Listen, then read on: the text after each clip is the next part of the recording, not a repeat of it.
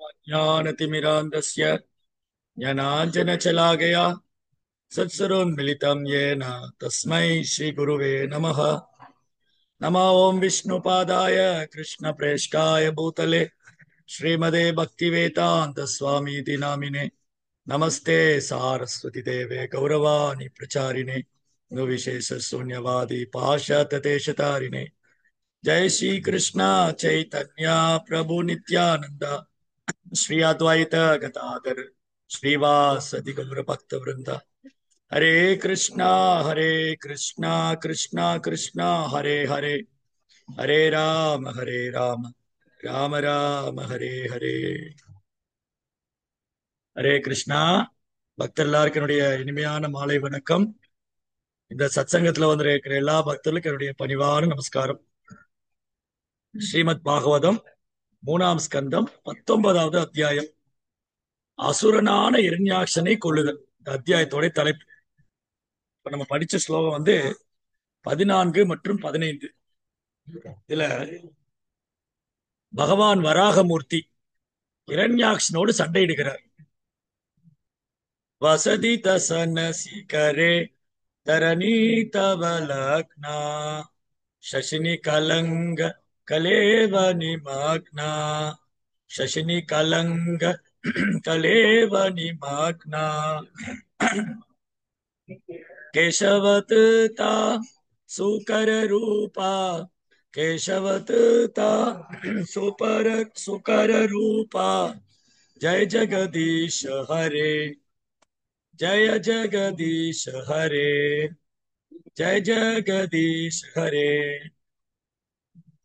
இந்த இரண்யாக்ஷன் என்ன பண்ணா, ஒரு சமயம் பூமாதேவியை கொண்டு கர்ப்பக்கடல்ல ஒளிச்சு வச்சுட்டான். கர்ப்பக்கடல்ல பதிச்சு வச்சுட்டு, இரண்யாக்ஷன் அப்படின்னு சொன்னா பேராசையின் சொரூபம். பேராசையின் சொரூபம் தான் இரண்யாக்ஷன். இந்த இரண்யாக்ஷனுக்கு தன் சகோதரன் ஹிரண்யகசிபு 3 உலகத்தை ஆளணும்.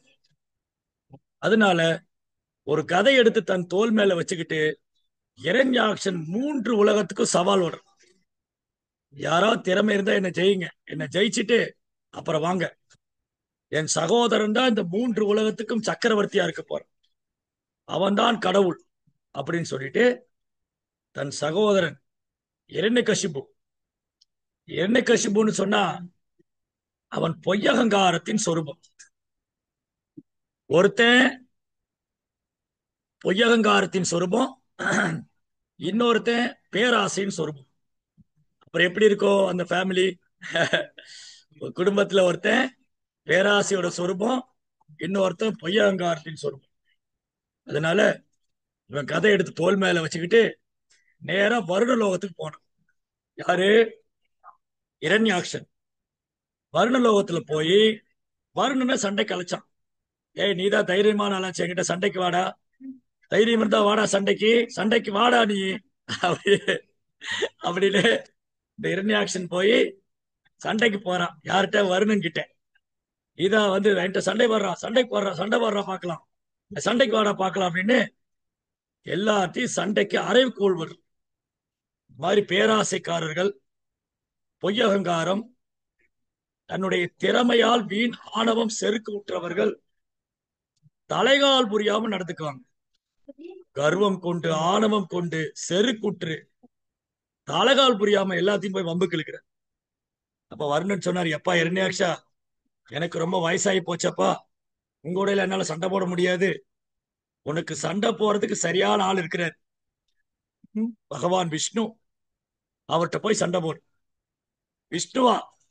அவர் கோழையாச்சே, பயந்து ஒளிந்திருக்கிறார் அப்படின்னு இவன் என்னமோ பெரிய வீர மாதிரி சவால் விட்டுண்டு, எங்க இருக்கார் இந்த விஷ்ணு, நான் தேடி போய் கொல்ல போறேன் அப்படின்னு இந்த இரண்யாக்ஷன் வீண் கர்வம் கொண்டு விஷ்ணுவை தேடி வர்றான்.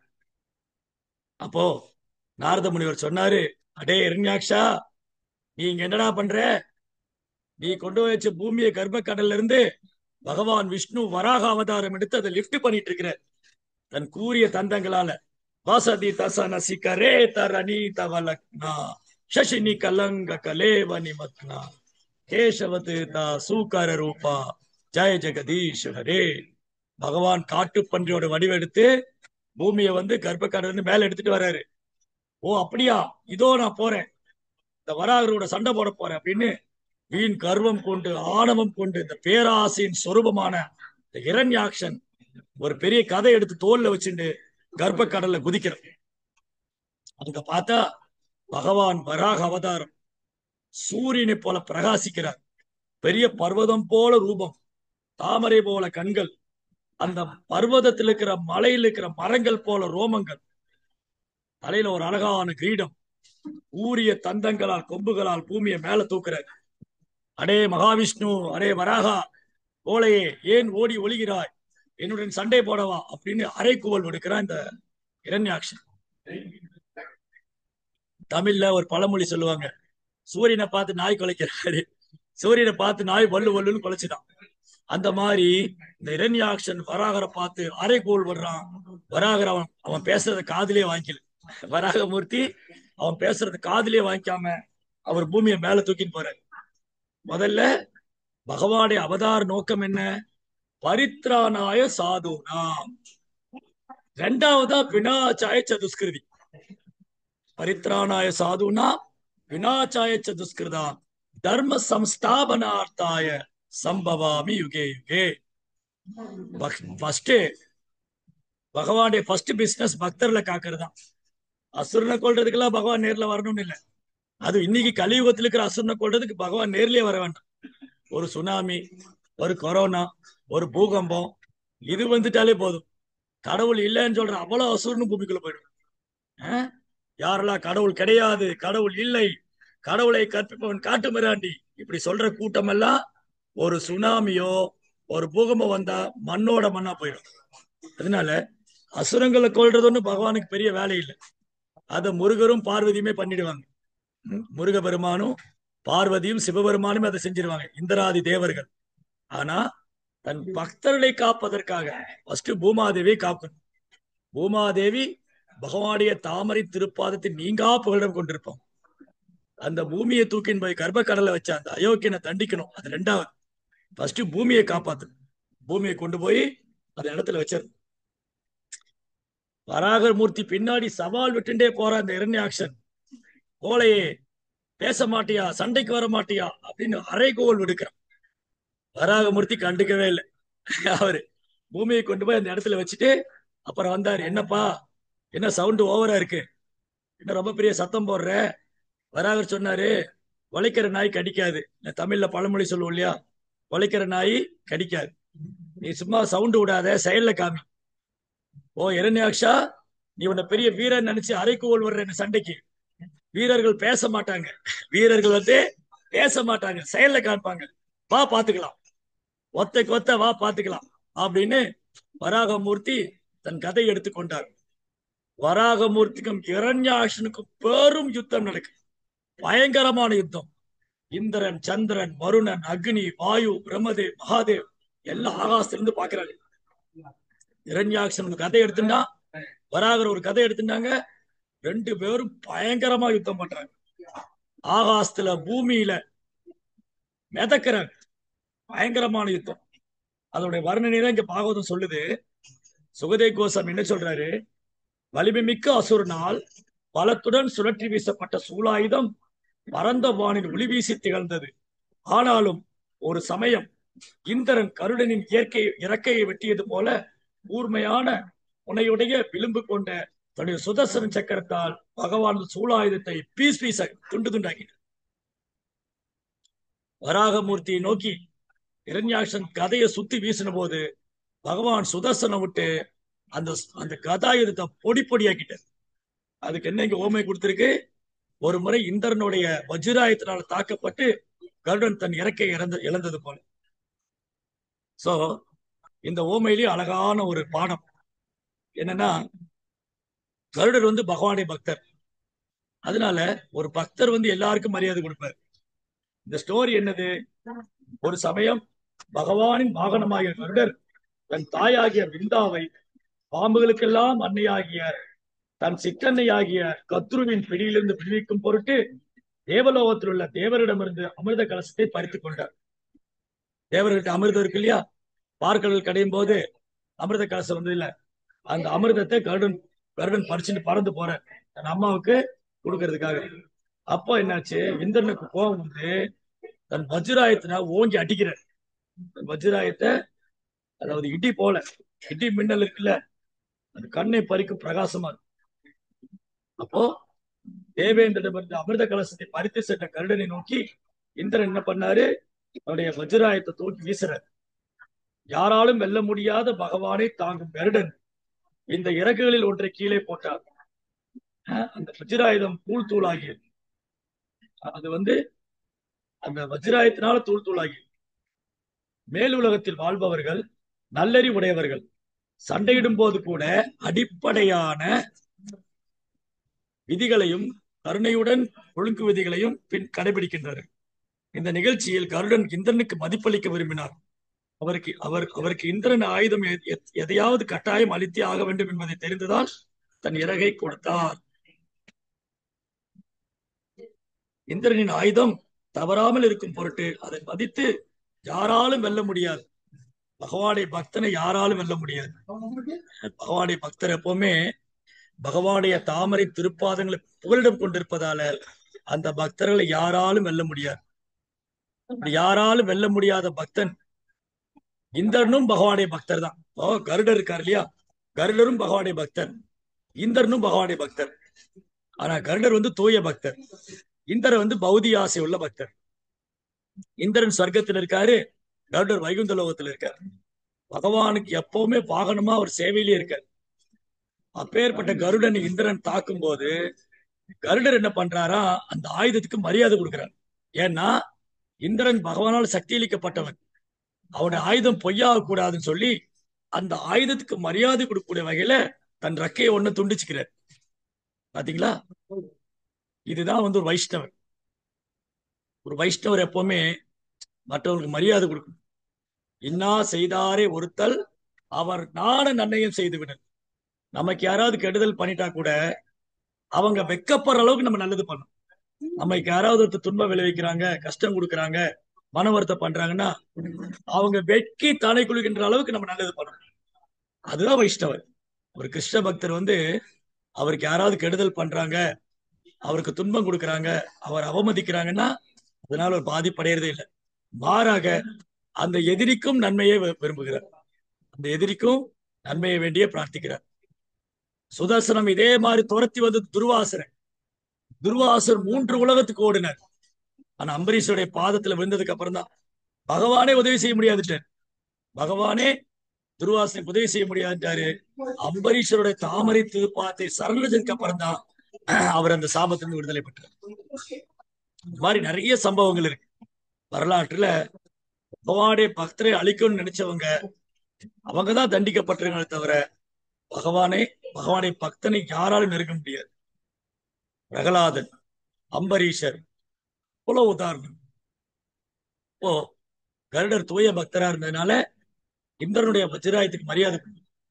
அதனால ஒரு பக்தர் எப்பவுமே என்ன பண்ணணும், நமக்கு யாராவது கெடுதல் பண்ணா கூட நம்ம அவங்கள நல்லதா இப்ப என்ன நினைக்கணும், இப்ப நமக்கு யாராவது ஒரு கஷ்டம் கொடுக்குறாங்க, நம்ம பக்தி பண்ணிட்டு இருக்கோம், நம்ம சேவை பண்ணிட்டு இருக்கோம், நம்ம யாராவது தொந்தரவு பண்றாங்க, நமக்கு கெடுதல் பண்றாங்க, நம்ம கஷ்டம் பண்றாங்க அப்படின்னு சொன்னா அந்த நபர் காரணம் அல்ல, அவர் வெறும் கருவிதான். அந்த நபர் காரணமே இல்லை. நமது துன்பத்துக்கும் நமது பிரச்சனைகளுக்கும் நமது கஷ்டத்துக்கும் இந்த நபர் காரணம் அல்ல, என் கர்ம வினையே காரணம். உன் ஜென்மத்துல நான் ஏதாவது பண்ணிருக்கணும், அதனுடைய வினைதான். இல்ல நான் ஏதாவது வைஷ்ணவருக்கு அபராதம் செஞ்சிருக்கணும், அதோட வினைதான். இல்ல அந்த பரமபுருஷரான பகவான் என்னை பரீட்சை பண்ற, அந்த பகவான் என்னை சோதிக்க பாக்குறாரு, என்னை பரீட்சை பண்றாரு, எனக்கு டெஸ்ட் பண்றாரு. அதனால இந்த நபர் வெறும் அம்பு மட்டும்தான். இந்த நபர் வந்து வெறும் அம்புதான். எய்தவன் எங்கோ இருக்க அம்பையே நான் நிந்திக்க வேண்டும். இப்ப நம்மளை நோக்கி ஒரு கஷ்டம் வருது அப்படின்னா, ஒருத்தரை நோக்கி ஒரு அம்பு வருதுன்னா அம்ப கோவிச்சுட்டு பிரயோஜனம் இல்லை, அம்ப திட்டியோ அம்பு கோவிச்சுக்கிட்டோ பிரயோஜனம் இல்லை. அந்த எய்தவன் யார் என்று கண்டுபிடிக்கும், அந்த எய்தவன் யார். அதே மாதிரிதான் நமக்கு வரக்கூடிய துன்பத்துக்கும் கஷ்டத்துக்கும் பகவான் காரணம் கிடையாது. என்ன காரணம்? முன் ஜென்ம கர்ம வினை இருக்கலாம், இல்ல நம்முடைய பாவகாரியங்களா இருக்கலாம், இல்ல நம்ம ஏதோ அபராதம் செய்திருக்கலாம், இல்ல பகவான் நம்மை பரீட்சை செய்து பக்தியில அடுத்த கட்டத்துக்கு உயர்த்துவதற்காக, இப்ப வந்து பக்தியில அடுத்த கட்டத்துக்கு உயர்த்துவதற்காக உதவி செய்யுது. இப்போ பகவான் வச்ச பரீட்சையில கருடர் ஜெயிச்சிட்டாரு. கருடரும் பக்தர் தான், இந்திரனும் பக்தர் தான். ஆனா கருடர் என்ன நினைச்சாரு, இது வந்து இந்திரா வந்து பகவானுடைய பக்தர், அவருடைய அஸ்திரம் வந்து பகவானால் கொடுக்கப்பட்டது, அவர் பகவானால பதவியில் வைக்கப்பட்டிருக்கார், அதனால அந்த பதவிக்கும் அந்த ஆயுதத்துக்கும் நான் மரியாதை கொடுக்கணும் அப்படின்னு சொல்லி அந்த இடத்துல என்ன பண்ணிட்டாரு, அவரு தன் ஒரு இறக்கையை தியாகம் செய்தார். தனது இரு இறக்கைகளை ஒன்ற தியாகம் செய்தார் கருடர். அதனாலதான் ஒரு தூய பக்தரா இருக்காரு. அப்போ தியாகம் ஒரு வைஷ்ணவருக்கான அழகு. வைஷ்ணவருடைய தெய்வீகமான குணம் என்னதுன்னா தியாகம், மன்னிக்கும் குணம், கருணை, பணிவு, எளிமை, அன்பு, அடக்கம். இந்த மாதிரி தெய்வீகமான குணம் உள்ளவரே பகவானுக்கு பிரியமான பக்தர். அதனால கருடர் வந்து பகவானுடைய பக்தர் என்ற முறையில அவர் தனக்கு நேர்ந்த தன்னை நோக்கி வரக்கூடிய அஸ்திரத்துக்கு மரியாதை கொடுத்து இந்திரனுடைய செயலுக்கு அதுக்கு எந்த எதிர்வனையும் மாற்றாம அவர் என்ன பண்ணாரு, விட்டு கொடுத்துட்டார். சோ விட்டு கொடுப்பவர் கெட்டு போவதில்லை இல்லையா? சோ இந்திராவுக்கு வந்து இந்திரனுக்கு நிகரா கருடன் யுத்தத்தில் நிக்கல. ஓ இந்திரனா நானா பாத்திரலாம், இன்னைக்கு வந்து இந்திரனா நானா பாத்திரலாம், நீயா நானா வா ஒன்னு பாத்துருவோம் அப்படி நினைக்காம கருடர் என்ன பண்ணாரு, இந்திரனை மன்னித்து விட்டார். அந்த அஸ்திரத்துக்கு தலை வணங்கினார், அந்த அஸ்திரத்துக்கு தன் ரெக்கையை பரிசா கொடுத்தார். இதுதான் ஒரு வைஷ்ணவருக்கான அடையாளம். ரைட். சோ அடுத்தது இங்க இரண்யாக்ஷனுக்கும் பராகமூர்த்திக்கும் பயங்கரமான யுத்தம் நடக்குது. சோ இது என்னன்னா, இந்த வைகுந்த லோகத்துல ஆன்மீக உலகத்துல பகவான் கூட யாரும் சண்டை போட மாட்டாங்க. எல்லாருடைய நண்பர்கள், பக்தர்கள், சேவகர்கள். இப்ப யாரு சண்டை போடுவாங்க? நம்மள மாதிரி இங்க யாரும் இல்ல, நம்ம எல்லாம் இங்க வந்துட்டோம். சோ நம்ம வைகுந்தத்துல இருந்தா பகவான் கூட சண்டை போட்டுக்கிட்டே இருக்கும். அதனால பாருங்க, நம்ம ஜட உலகத்துல இருக்கோம். சோ பகவான் கூட சண்டை போட யாரும் இல்ல. ஆன்மீக உலகத்துல எல்லாரும் அவருக்கு சேவை பண்றோம். ஆன்மீக உலகத்துல எல்லாருக்கும் பகவானுக்கு சேவை பண்றோம். அதனால பகவான் என்ன பண்ணாரு, இந்த வீரம் என்ற ஒரு வலிமை, ஐஸ்வர்யம், பகவான் கிருஷ்ணர்கிட்ட 6 ஐஸ்வர்யம் முழுமையா இருக்கு. அழகு, அறிவு, துறவு, புகழ், செல்வம், வலிமை. சத் ஐஸ்வர்யஷ பகவான். இந்த 6 ஐஸ்வர்யம் முழுமையா இருக்கு. அதுல ஒண்ணு வீரம். சரி, இப்போ கோலோக விருந்தாவனத்துல வைகுண்டத்துல பகவான் எப்படி தன் வீரத்தை காமிப்பாரு? வைகுண்டத்துக்குள்ளதான் அசுரர்களே கிடையாது, எல்லா பக்தர்களா இருக்காங்களே. அதனால தன் இரு பக்தர்களை இந்த பூமிக்கு அனுப்பிச்சு, அதை நம்ம முந்தைய அத்தியாயத்துல படிச்சோம். ஜெயன் விஜயன் இந்த பூமிக்கு வந்தாங்க. அவங்க 3 முறை பகவானை எதிர்க்கிறாங்க. இரண்யாக்ஷன் இரண்யகசிபு, ராவணன் கும்பகர்ணன், சிசுபாலன் தந்தவக்கரன். இந்த 3 ஜெனரேஷன், 3 தலைமுறை பகவானை எதிர்த்து அவரோட சண்டை போடுறாங்க. அப்போ இது பகவானுடைய விருப்பம். பகவான் என்ன பண்றாரு, இந்த அசுரோட சண்டை போட்டு தன் வீரத்தை காமிக்கிறார், விளையாடுறார். அந்த திருவிளையாடல்ல பகவானுடைய லீலையில நமக்கு அழகழகான பாடம் கற்றுக் கொடுக்கிறார். நமக்கு அழகழகான பாடம். ஒன்று, பேராசை என்ற அரக்கன் பெரும் அசுரன். அவனை நம்மளால வெல்ல முடியாது இல்லையா? எல்லாருக்கும் பேராசை இருக்கு. நான் அதை பிடிக்கணும், நான் இதை பிடிக்கணும், நான் அதை பண்ணணும், இதை பண்ணணும். அப்புறம் பொய் அகங்காரம், நான் என்ற பொய் அகங்காரம். இந்த இரண்யாக்ஷன் இரண்யகசிபு இவங்களை 3 உலகத்திலும் யாரால் வெல்ல முடியாது. அப்ப இவங்களை யாரால வெல்ல முடிஞ்சது? பகவானால். பகவானுடைய கருணையால இந்த இரண்யாக்ஷன் இரண்யகசிபு கொல்லப்பட்டாங்க. அப்போ நம் இதயத்தில் இருக்கிற பொய் அகங்காரம், நம் இதயத்தில் கொண்டிருக்கிற பேராசை, இது அழிக்கப்படணும்னா பகவான் நம்ம இதயத்துக்குள்ள போகணும். அப்போ இரண்யாக்ஷன் இரண்யகசிபு எங்க இருக்கான்? அவன் தான் பகவான் கையால கொல்லப்பட்டானே. இல்ல, அவங்க அந்த யுகத்துல பகவான் கையால கொல்லப்பட்டாங்க. ஆனா கலியுகத்துல இரண்யாக்ஷன் இரண்யகசிபு நம்ம மனசுக்குள்ள உட்கார்ந்துருக்க. மனசுக்குள்ள உட்கார்ந்துட்டு பேராசைங்கிற பெரும் பூதன் ஒண்ணு ஆட்டிட்டு இருக்கு. பொய்யகங்காரம் தலைக்கு ஏறி இருக்கு. இது வந்து கொல்லப்படணும். இந்த பேராசையும் பொய்யகங்காரமான இரண்யகசிபு இரண்யாக்ஷன் நம்ம இதயத்திலிருந்து கொல்லப்படணும்னா வராகமூர்த்தி நம்ம இதயத்துக்குள்ள போகணும். அதனால கலியுகத்துல வராகமூர்த்தி, நரசிம்மமூர்த்தி, அவருடைய சக்தி முழுவதும் அவருடைய நாமத்தில் இருக்கு. நாம் ஹாரி பகுதா சர்வசக்தி தத்ரார்பித நியமித ஸ்மரணேன காலகா ஏதாதிருஷி தவ கிருபா பகவன் மமாமி தூர்தெய்வம் மீதிருஷம் விகாஜனி நானுராக. கலியுகத்துல வந்து பகவான் தன் சக்தி முழுவதும் நாமத்துல வச்சிருக்கார். ஹரே கிருஷ்ணா மகாமந்திரத்துல ஒரு சக்தி முழுவதும் இருக்கு. நாம் அகாரி பகுதம். அதனால இந்த ஹரே கிருஷ்ணா மகாமந்திரம் நம்ம இதயத்துக்குள்ள போய் அங்க ஒளிஞ்சின்னு இருக்கிற இரண்யாட்சனும் என்ன கஷ்மி வதம் பண்ணும். ஹரே கிருஷ்ணா கிருஷ்ண கிருஷ்ணா ஹரே ஹரே ஹரே ராமா ராம ராமா ஹரே ஹரே. இதைத்தான் பகவான் ஆயுதமாக கொண்டு வந்தார். கலியுகத்துல வந்து பகவான் கிருஷ்ணர் சைதன்ய மகாபிரபுவாக கருணையே ஆயுதமாக கொண்டு வந்திருக்கார். ஹரே கிருஷ்ணா மகாமந்திரத்தை தான் மருந்தாக கொண்டு வந்திருக்கார். பவ ஔஷதி. இந்த ஹரே கிருஷ்ணா மகாமந்திரம் நோய்வாய்ப்பட்டவங்களுக்கான மருந்து. நம்ம எல்லாம் நோய்வாய்ப்பட்டவங்க.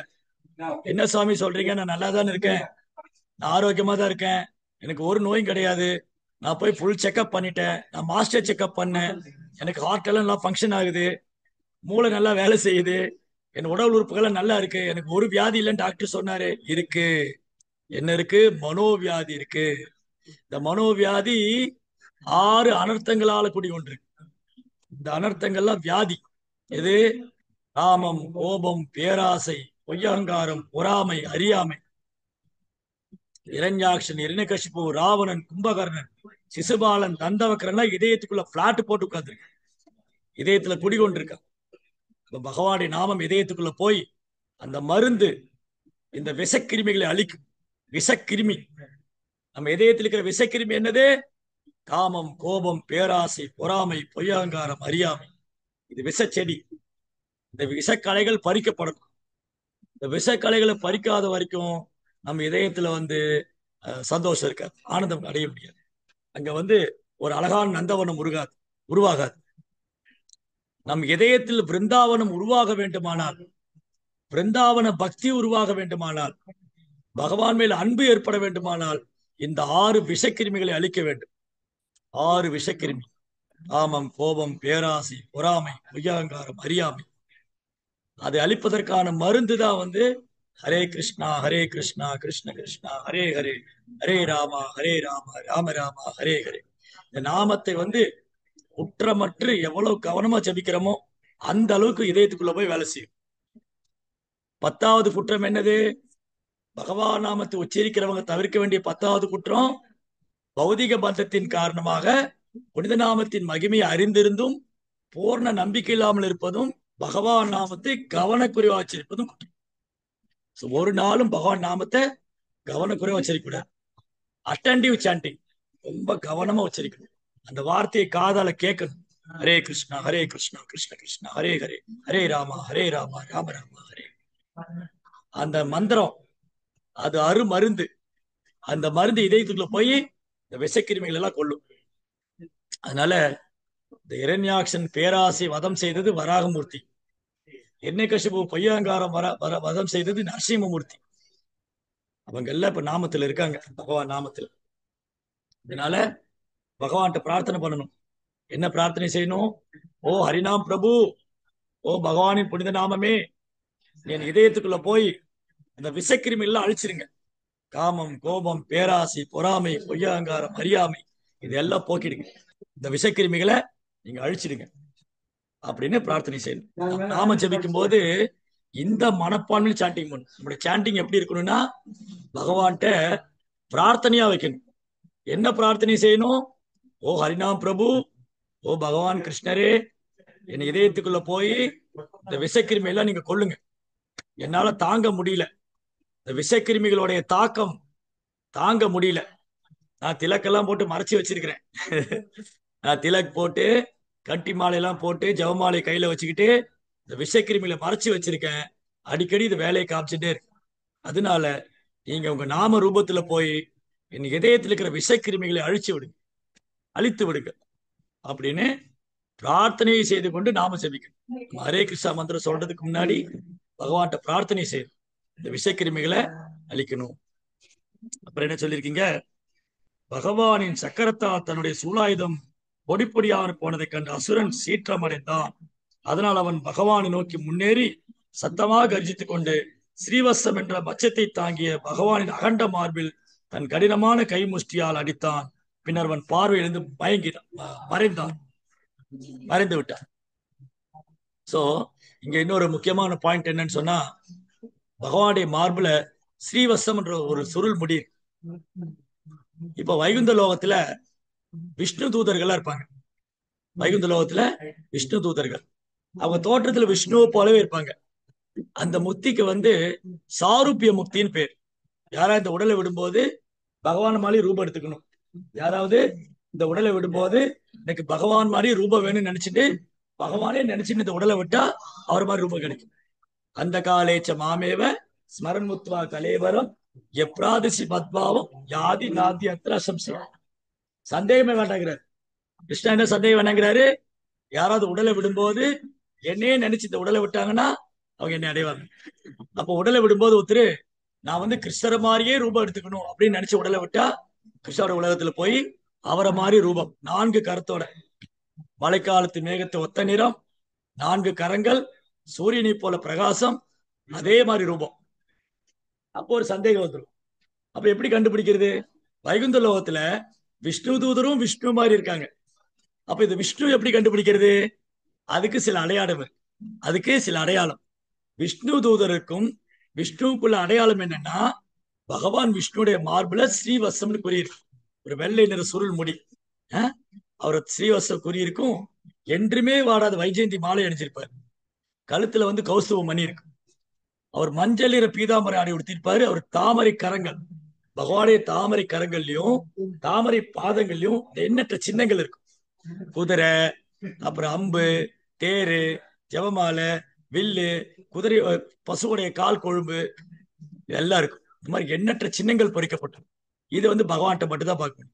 பகவானுடைய தாமரை பாதங்கள்ல சின்னங்கள் இருக்கும், பகவானுடைய தாமரை கரங்கள்ல சின்னம் இருக்கும், ஸ்ரீவத்ச குறி இருக்கும், கௌஸ்துவ மணி அணிஞ்சிருப்பாரு, அப்புறம்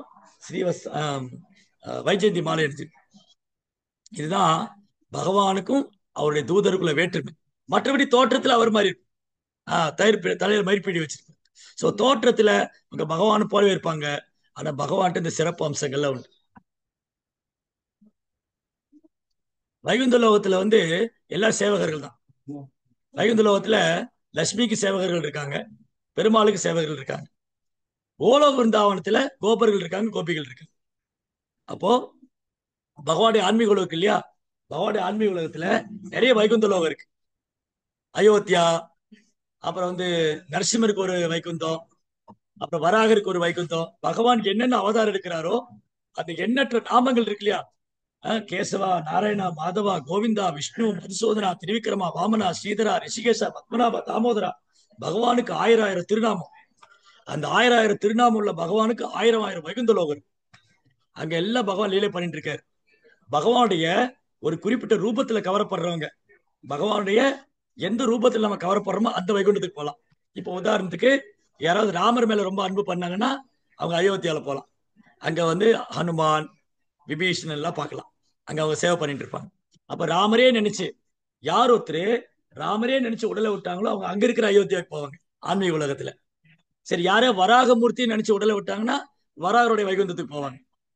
யாராவது நரசிம்மரே நினைச்சு உடலை விட்டா ஒரு பிரகலாத் இருக்கக்கூடிய அந்த நரசிம்மருடைய பிளானட்டுக்கு போவாங்க, அங்க இருக்கிற வைகுந்தம். அதே மாதிரி யாராவது ஒருத்தர் கிருஷ்ணருடைய லீலைகளை நினைச்சு உடலை விட்டா அது எந்த மாதிரி லீலை நினைச்சு உடலை விடுறாங்க அந்த வைகுண்டம், அந்த கோலோகம். அதாவது துவாரகா. கிருஷ்ணர் வந்து துவாரகையில லீலை பண்றார், மதுராவில் லீலை பண்றார், அப்புறம் விருந்தாவனத்தில் லீலை பண்றார். அப்ப யாராவது கிருஷ்ணருடைய மதுரா லீலைகளால கவரப்பட்டாங்கன்னா அந்த அந்த ஆன்மீக லோகத்துக்கு போவாங்க. யாராவது கிருஷ்ணருடைய துவாரகை லீலைகளால கவரப்பட்டா அங்க ஆன்மீக லோகத்திற்கு துவாரகைக்கு போவாங்க. யாராவது கிருஷ்ணருடைய கோலோக லீலை, விருந்தாவன் லீலை, ஒரு பால்ய லீலை அதுல கவரப்பட்டா கோலோகந்தவனத்துக்கு போவோம். அப்போ நம்ம பகவான் மேல எந்த மாதிரி அன்பை வளர்த்துக்கிறோமோ, எந்த மாதிரி பகவானுக்கு சேவை பண்றோமோ, நம்ம நாம ஜபிக்கும் போது கிருஷ்ணருடைய தாமரை திருப்பாதையில நினைச்சு ஜபிச்சுட்டு இருக்கும் போது குருவோடைய கருணையால பகவானுடைய கருணையால நமக்கு பகவான் மேல ஒரு குறிப்பிட்ட பாவம் வரும். அந்த பாவம் வரும்போது நம்ம அந்த அந்த சேவை பண்ணுவோம். அதுக்கு வந்து சொரூப் சித்தின்னு பேர். சொரூப் சித்தின்னா நம்முடைய இழந்த மீண்டும் நம்முடைய உண்மையான நிலை. நமக்கும் பகவானுக்கு ஒரு நித்தியமான உறவு இருக்கு. அது ஆண்டான் அடிமை உறவுன்னு பிரபுபா சொல்றாரு. நமக்கு பகவானுக்குள்ள உறவு வந்து ஆண்டான் அடிமை உறவுன்னு சொல்றாரு. அதை விட்டுட்டு இங்க வந்துட்டோம். பகவானுடைய சேவையை உதறி தள்ளிட்டு நம்ம ஜட உலகத்துல வந்து கஷ்டப்பட்டு இருக்கோம். 5க்கு 10க்கு நாயா பேயா உழைச்சுட்டு இருக்கோம். பகவானுடைய உலகம் எப்படி அழகானது.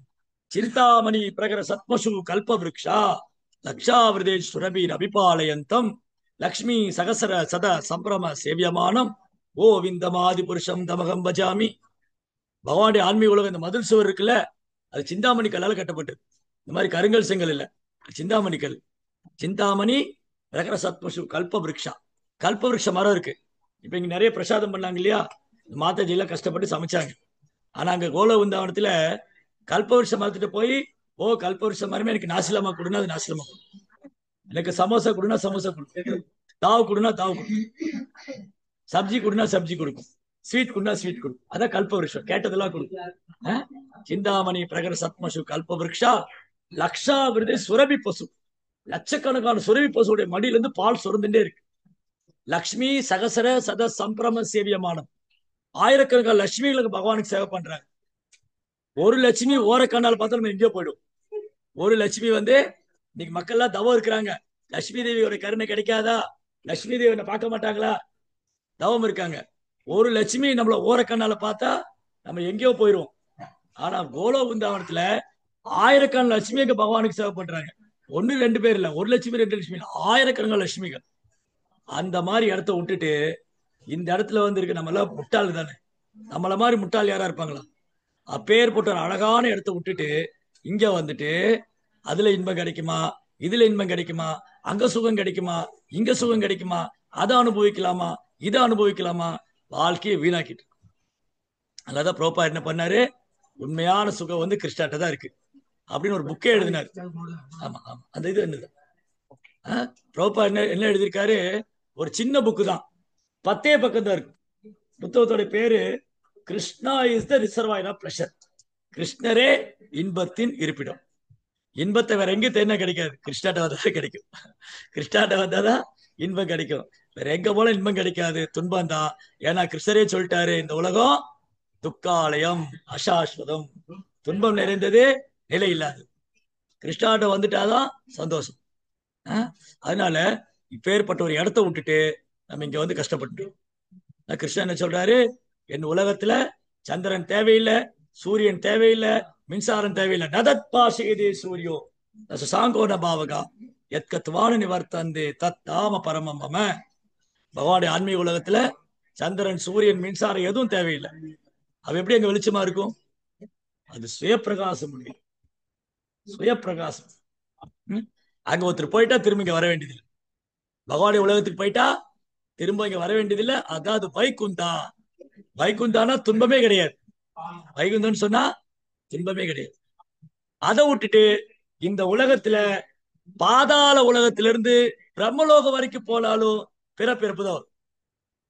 ஆ பிரம்ம போனாலோகா புனராவர்த்தினோ அர்ஜுனா மாம பேத்தியத்து கவுந்தேயா புனர்ஜன்மன வித்தியது. இந்த உலகத்துல, இந்த ஜட உலகத்துல, இந்த பூலோகமானாலும் சரி, பாதாளோகமானாலும் சரி, ஸ்வர்கலோகம் பிரம்மலோகம் வரைக்கும் போனாலும் மீண்டும் பிறப்பிறப்புல மாட்டிக்கும்.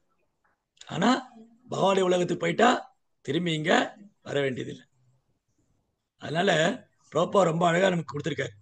சோ பகவானும் அவர் காரணமற்ற கருணையால் லீலை பண்றார்.